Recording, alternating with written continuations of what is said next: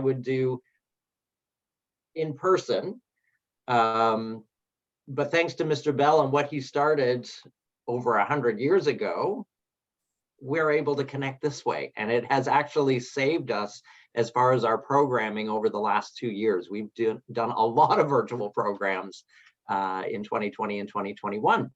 So today, I am going to talk a little bit about the Bell family, but not to the degree that you might think, because we're going to talk more about how this property evolved over the last 112 years in terms of being a museum. But to start, just a little background on the house itself. So the homestead was built in 1858. It was the home of a Montreal contractor named Robert Morton, who built the home for he and his wife as their retirement residence. Their sons were running a dry goods store here in Brantford, and they wanted to be closer. Clearly, the Mortons didn't want to live right in town. They purchased 10.5 acres and built their home and established a small working farm. Up here at Tootla Heights, getting across the river over the winter was always a problem at that time. You never knew whether the bridges were going to be passable. And so you really had to be able to survive through those winter months with what you produced on your own property. So the Mortons were raising roughly 60 animals a year, most of them fowl. They also had 2.5 acres of fruit orchard at the back of the property overlooking the Grand River, and vegetable and herb gardens. In 1870, they sold the property to Alexander Melville Bell, Alexander Graham Bell's father. The Bells had emigrated to Canada from Scotland and England in the hopes that the drier air would help their son. Alec, as he was known to his parents, was the only surviving of 3 brothers. His brothers had died of tuberculosis, and it appeared that he was showing signs of the illness as well. So at this point in time, no antibiotics, no vaccines to prevent TB. And so the Bells came here hoping the changing climate and the much cleaner and drier air would save the life of their 23-year-old son, which ultimately it did. Alex spent his first 8 months here with his parents, helping them settle in, getting used to farm life. Keeping in mind, Melville Bell was a professor of speech and elocution. If you have seen the movie My Fair Lady or the original play Pygmalion by George Bernard Shaw, the character of Henry Higgins is based on Mr. Bell's father, Melville. He was doing much the same thing as an elocutionist, helping people improve the way they spoke. And they were used to living in big cities, Edinburgh and London, and coming here, they decided the country is where they wanted to be, hoping that it would give Alec a place to rest. And by the next spring, he was quite well, accepted a teaching position at the Boston School for the Deaf, and returned to Brantford every summer until he was married. And in the summer of 1874, as I know all of you know, this is where he invented the telephone. This is also where he wrote the first draft of the patent specifications for the device and undertook the first successful tests on telegraph lines, culminating in the world's first long-distance telephone call between Brantford and Paris in 1876. The Bells continued to live here till 1881. They sold the property in 1881 with the plan to move to Washington, D.C., which is where Alec and his family were at the time, and his parents wanted to be closer. So that is the only reason the Bells left Brantford. Ultimately, Melville and Eliza Bell would have stayed here had it not been for the fact that their son and his family were in the United States. The house passed through 6 other private owners after the Bells, one of which was the Sanderson family. So the Sandersons purchased the property in the late 1880s. They lived here until almost 1900. Yes, this is the same Sanderson family that the Sanderson Center is named after. When they were here, they really formalized the property. So although the farm was still operating, pictures of the house in their time show a much more formal front to the grounds and the house. And as some of you know, the Sandersons eventually moved right into town. They had a home on Dufferin Avenue. In the one picture, which you'll see in a little while in a presentation I have, you'll see 2 great big cast iron urns out in front of the house, which the Sandersons took with them to the house at Dufferin Ave. That house eventually was sold to the Glaves family, and those urns were eventually moved to Beckett Glaves Funeral Home and then eventually sold. They've actually just been purchased by a gentleman who is redoing a house on Dufferin Avenue, and they will reappear on Dufferin Ave very shortly. So it's interesting to see how things like that move around. The Sandersons sold the property to the last private owner, the Robson family. And about 1902, Mr. Cockshut here in town decided that Brantford really needed to let the world know that the telephone was invented here. And he was at that point the president of the Board of Trade, and there were other gentlemen in the community that kind of joined him at that point with this idea of how do we really come together to put Brantford on the map as the birthplace of the telephone. And keeping in mind, at this point, the Homestead was already being promoted, even though it was still privately owned, as the birthplace of the telephone. Postcards were produced, they were printed. The Stedman family was producing postcards with the Homestead on it, even though you couldn't go into the house unless you were invited by the Robsons, technically. But Mr. Cockshut approached Mrs. Robson in 1902 with the idea that he had first right of refusal if the family ever decided to sell, because he had it in mind that the Homestead really should be open to the public. Well, the Robsons were not in any way, shape or form ready to sell. Ironically, the Board of Health at the time had also approached the Robsons because they thought that the Homestead would be a good sanitarium for tuberculosis patients, which is totally ironic considering that is where Mr. Bell came to regain his health, fearing he had TB. The Robsons, Mrs. Robson, signed a contract with Mr. Cockshut, giving him first right of refusal if, in fact, they ever decided to sell. In 1904, what became known as the Bell Telephone Memorial Association formed, and their goal at the time, with Mr. Cockshut as president, was to erect a monument in town first as a memorial to Mr. Bell. But Mr. Bell didn't like the idea. He was still alive, so he didn't like the idea of a memorial to someone that was already still living.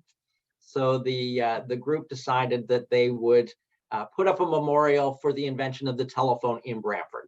And they began their fundraising about 1906 and eventually erected the Bell Memorial on West Street. In the midst of all that, the Homestead did come on the market in 1909. The Robsons were ready to sell. The Bell Memorial Association was given first right of refusal through Mr. Cockshut, so they bought it and they immediately deeded it to the Board of Park Management here, essentially to the city of Brantford. And there is a component to the original 1909 deed, which I'll read to you, that really speaks of what the Bell Memorial Association wanted for the property. And it states the purchase money for this property has been paid by the Bell Telephone Memorial Association, and the conveyance of the said lands has been made to the said parties of the second part, the Board of Park Management, at the written request of the said association. The object and intention of this conveyance is that the said board shall hold the said lands forever for park purposes and shall keep the said lands in good order and condition as a public park. So initially, it was opening the grounds up. And with the transfer of the property to the Board of Park Management came $500 as well. We don't think of that as a lot of money, but at the time, that is what the association gave to the Board of Park Management to make some repairs to the house so that the new caretakers that were hired by the Parks Board could live in the house. So their role was to maintain the property. They got the whole homestead to live in, which to my mind, that's a good deal. If you've been here before, you know it's not a tiny little house. So the caretakers for many years lived right in the house.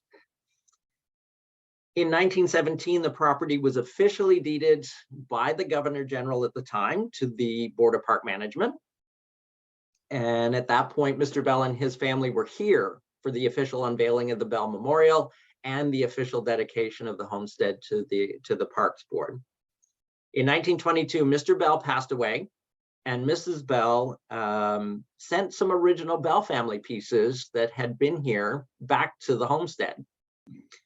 But it wasn't until 1926, after Mrs. Bell had passed away as well, that the president of the Bell Telephone Company really showed an interest in the site. He had been here, the Charles Fleetford Size chapter of the Telephone Pioneers came for a visit.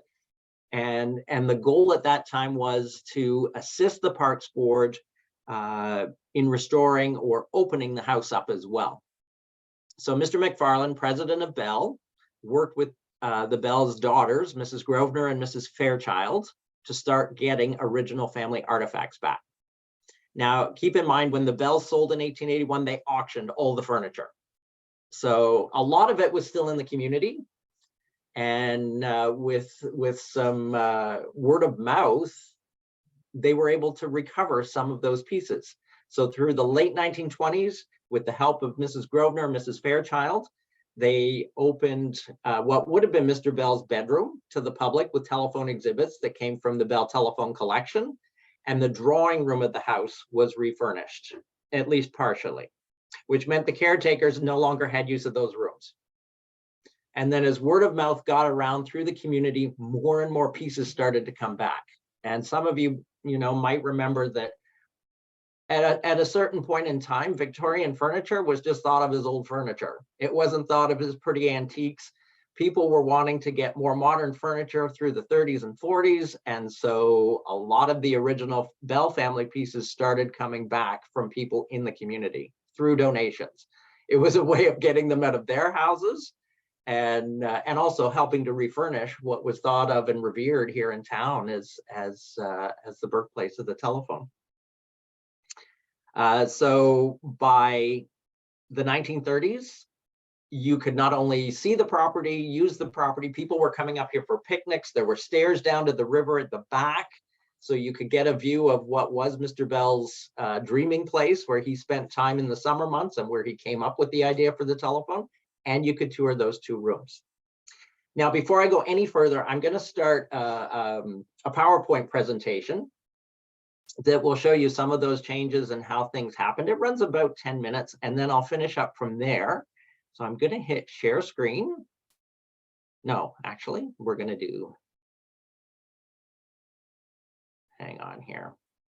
Let's get back to Zoom. Can everyone see that? How are we doing there, Linda? Nope, you have to hit the green share screen. Okay, I didn't do that. Let's go back to here. Ah, there it is. How's that?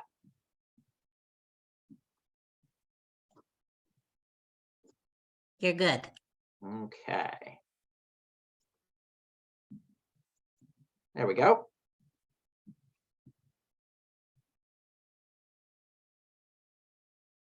Now, at my end, I hear music. I'm assuming you don't hear any music? Okay, perfect. Instead, you can hear my voice.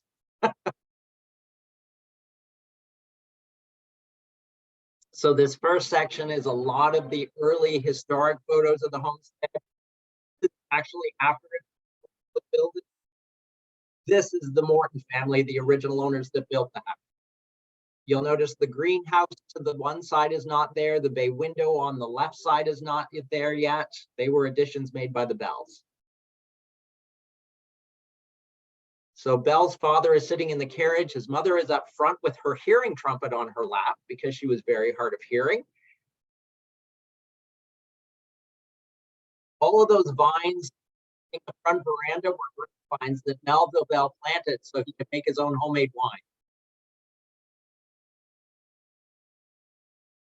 These are the Sandersons. There's those big urns that eventually went to their home on Dufferin. Are a little more formal with the landscape. This is the hedge that was planted before the Parks Board took over, right from the front gate.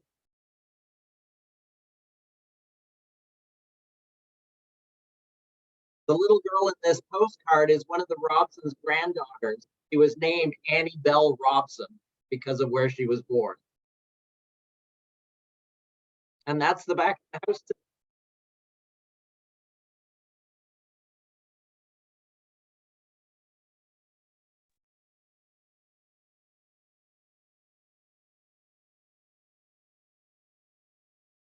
So these are more photos showing the programming that we've done over the years.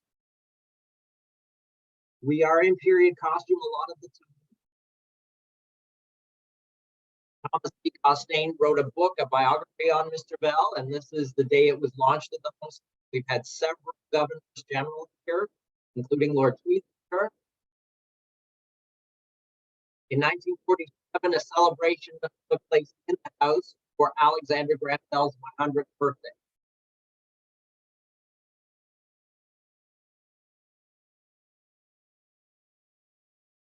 And even the Bell Telephone Company Board of Directors held a meeting here in 1930. And then as Dave will attest, we had a royal visit here at 7. Designate the homestead as a National Historic Site. To say the least, was a huge thing for all of us. It was 6 months of work preparing not just the homestead for visit, but learning all of the protocols, going through security checks, practicing at least twice. And on the day of the visit, it was to be 50 minutes in which she officially dedicated the homestead, took a tour of the homestead, and then got back in her and left for Toronto. She made the decision to do a walkabout that day on the 10th. We had about 2,500 people that day across the road. She was presented to members of the Bell family the first time. Mr. Bell was invited to demonstrate. Yeah. Here's different projects have taken place to restore the homestead. And then in 2010, we celebrated the homestead's 100th anniversary as a museum.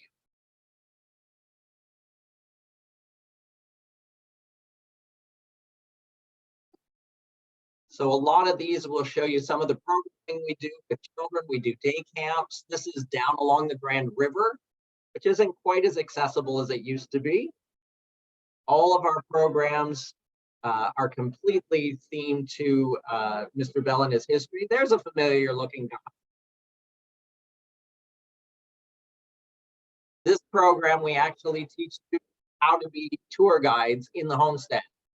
They learn about the history, they take up one of the rooms, the historic costume, and they do tours for us during our special events.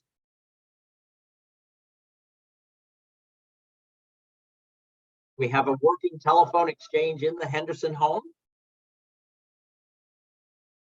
I always think this photo is ironic because the Colonial Pipers were from Boston, Massachusetts, which also claims the telephone.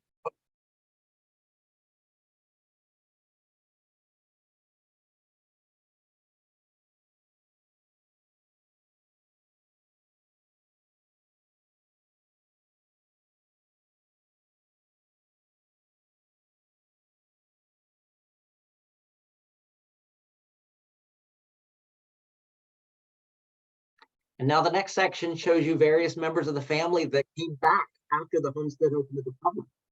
So Hugh Mueller is one of Mr. Bell's great-grandsons and reopened the homestead after an 8-month restoration project in the 1990s.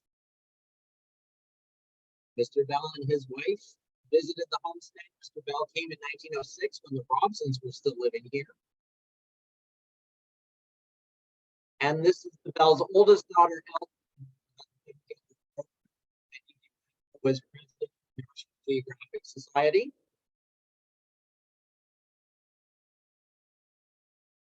Mr. Bell was here to speak to the Board of Trade, so he brought his daughter Elsie to see where he and his parents first lived in Canada.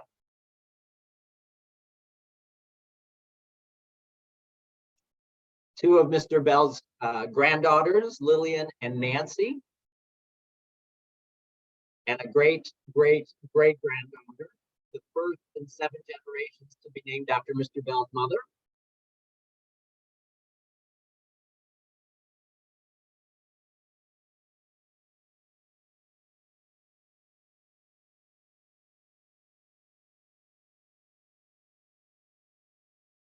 So again, granddaughters of Mr. Bell.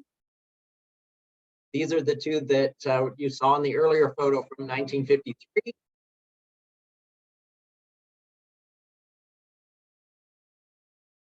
And Anne Grosvenor was a granddaughter-in-law who was the last member of her generation to pass away at 102. So the first major restoration of that house did take place in the early 1970s with Bell Canada heading the project. And this is kind of how the rooms have evolved.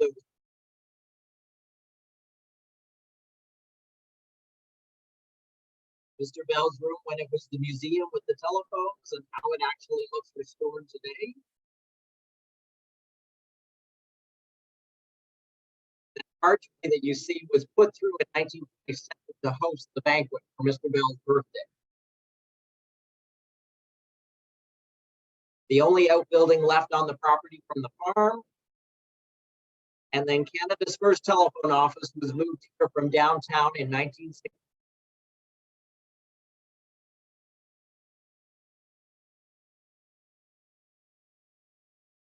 And this is how she looked.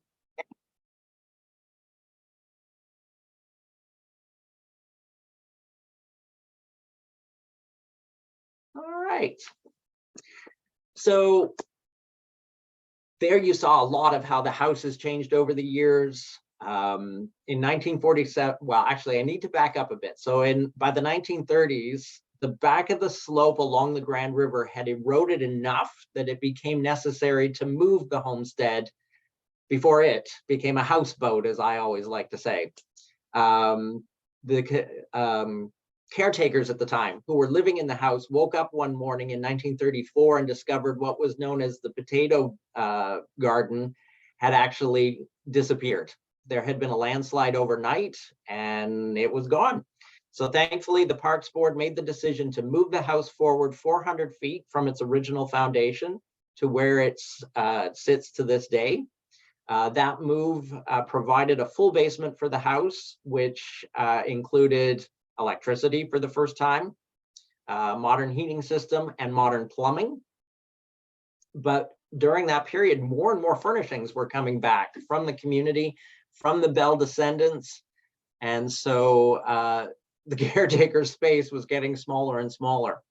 As I mentioned, in 1947, Bell Canada wanted to celebrate Mr. Bell's 100th birthday with a banquet here at the house that was broadcast over the CBC. And so they knocked through a wall in what would have been Mr. Bell, his father's library and the dining room so that they could have a huge banquet table between those two rooms. And for many years, we made the assumption that that archway was original, that they had put through. They had matched the original woodwork in the house and discovered in minutes from the 1940s that it had actually been opened up at that point. So we restored that wall before the Homestead's 100th anniversary in 2010 to give Melville Bell back his library and the Bells their dining room as it was. By the 1960s, the Bell Canada historian really was hoping that the entire house could be open to the public before the Bell Centennial in 1974. Initially, the big stumbling block was money. The city at that time just did not have the funds to undertake such a project. Bell Canada didn't have the funds to do it. But in 1969, they came together, they formed what became the Bell Homestead Committee, which included the County of Brant, the Parks Board, and Bell Canada at the time. And they set forward a project to restore the entire house. To do that, they built a little house on the property for the caretakers to live in. So they moved out of the homestead. And then the last private owner of what's called the Henderson home, Mr. Burles, made a very generous donation to the city of his house, which was on Sheridan Street. It was known to be the first telephone office of the Bell Telephone Company. And so the decision was made to move it to the homestead property to be part of the museum. Chances are if it hadn't been moved, it probably would have been torn down. It stood on Sheridan Street right next to what is now the Oriental Restaurant. So their side entrance off of Sheridan is where the house stood. And it was moved here, and it gave Bell Canada a place to move the telephone exhibits that were originally in the homestead. And the original business office was restored. So the entire house was open to the public by 1974. That included the bedrooms on the second floor, and a lot of assumptions, because there was no documentation that at that point in the public realm that really gave an idea as to how the house functioned in the Bell's time. It wasn't until I first went to our sister site in Nova Scotia in the late 1990s and started reading through the original Bell family letters of the 1870s period, letters written by Bell's mother to her son when he was teaching in Boston, that I started to realize that we were interpreting the house entirely wrong. So prior to this, the Homestead and the Henderson home had gone through about 8 months of restoration work in 1995, stabilizing the houses in the sense that they are not residential buildings anymore, that they see thousands of people every year, and giving them back some of the architectural details that had been stripped over the years just through general maintenance. Now we had these letters telling us that the inside of the house was set up entirely wrong. So I returned from Nova Scotia and we set to work immediately, starting to rejig the rooms and put the house back to rights as it would have been in Mrs. Bell's time. It's taken us a while to get it all completely right, but we now feel that if Eliza Bell were to walk through the front door today, she would recognize her house quite well. She made some very colorful descriptions of her home in her letters to her son. Some of it we've had to figure out over the years. Sometimes there isn't enough detail given. So it's only been in the last couple of years we realized that we were interpreting two rooms still very wrong. We knew that the Bells had removed a wall to make the drawing room bigger in the 1870s. But we didn't realize that the room they had eliminated by doing that was actually their hired hand's bedroom. They moved him out to the carriage house, apparently. And we've only recently discovered that his parents had 2 separate bedrooms on the second floor. So during the period that we closed in COVID time, we restored Melville Bell's bedroom. And we are happy to say to this day, we have almost 90% of the original furnishings back from the main floor. And the family have been so generous that a lot of the smaller pieces in the house, works of art, china, silver, personal items that belong to the various family members have come back to us as well. As is typical in most families, as the older generations start to age, the younger generations just aren't as interested in family items. They don't necessarily have the connection to them. So thankfully, the family has been seeing fit to send them back to us so that we can interpret them as part of the 1870s period that the family lived here. It's been over the last 20 years that we have really focused on increasing our programming here. So up until the time I started working here in 1988, the Homestead literally was just the focus for tourism. It was deemed a tourist attraction for the community. But as many of you know, museums are places to learn things. First and foremost, a museum is a place to be educated. And we do it as much as we can through fun activities. And today we have roughly 25 curriculum-based school programs that we offer, half-day, full-day, virtual. We do children's day camps. We offer a dozen or so special events for the community. Coming up, we have our Christmas holiday tours coming up, for example. We also do presentations like this. We go outside, we take the museum on the road a lot of the time for people that can't come to us. And first and foremost, we're here to tell the story of this incredible family. And now we have the surroundings such that we really do feel that that people get a sense of what it was like in the 1870s. We've even put a focus on the grounds and trying to restore a lot of the rural feeling that the grounds have had. The barn has been restored, or the carriage house, and we've planted a lot of apple and pear trees, or mostly apple trees on the property to recreate the original orchards. So it's not a formal parkland as it was maintained for many years. It's most definitely a living history site, and I am very proud to say that we have had visitors from 6 continents who have signed the guest books. We have every guest book from when the house opened in 1910 to the present day. They are incredible things to read through. The people that have come here from different countries, everyone knows Mr. Bell. They know what he did, and they are so thrilled to be able to come to Brantford and see where this all started from. As I always like to point out, you know, Mr. Bell would be horrified that we carry this thing with us all the time now. In his day, he grew to hate the telephone. He would not have one in any of the rooms of his home or any of his workshops, his offices, because they had call bells and they would interfere with his train of thought. Plus, he already saw as early as the 1880s how very quickly society was changing. People weren't making as many personal calls on each other as they had in previous years before the telephone. Even next door neighbors were just picking up the phone to talk to each other. They weren't actually going next door to see each other. And as someone who grew up where speech was a very important factor in his household, and as a teacher of the deaf who taught speech, being able to see the person was very important to him. So I think he'd probably be thrilled to come back and take one of these apart and see how it worked. He wouldn't like the fact that my two nieces sit in the same room and text to each other instead of just talking to each other. But I think he and his family would be thrilled, hopefully, to see that the house that they lived in, their first North American home, is very much in keeping with the way it would have been in their time. And hopefully, if you haven't been here in a while, I invite you to come out. I know David and Betty Jean were here for 2 events this year for the Queen. So they've certainly seen the evolution of the place over the years. If you haven't been here, I would invite you to come out and see it. We're certainly very proud of it, and we hope that the community is as well. So with that, if anyone has any questions, I'm more than happy to try and answer them for you. Before we do that,